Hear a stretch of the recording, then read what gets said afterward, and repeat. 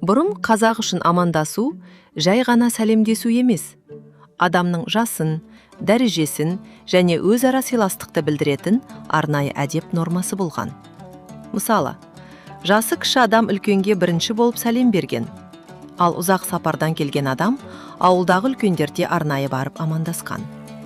Дәрежесі тең, бірақ жақын таныс емес ер адамдар бір қол алысып, не қолын жүрек тұсына қойып, бас изесіп амандасса, жақын ағайындар ғана екі қолын беріп, иық түйістіріп құшақтасқан. Амандасқанда айтылатын сөздің де өз философиясы болған.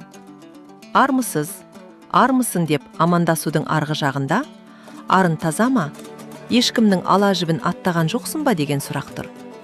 Одан бөлек, ер адамдар бір-бірінен малжан аман ба деп сұраған.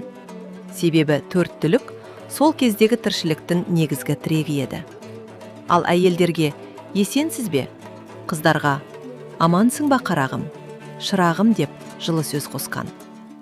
Ер адам мен әйел адам да мәдениетті түрде бас изесіп амандасуды қолданған. Келін күйеуінің ағайындарын көрген сайын екі қолын алдына айқастырып, сәлем бердік деп иіліп сәлем берген. Үлкендер оған көп жаса, бақытты бол деп ақ батасын жаудырған. Демек, қазақ үшін амандасу формалды рәсім емес.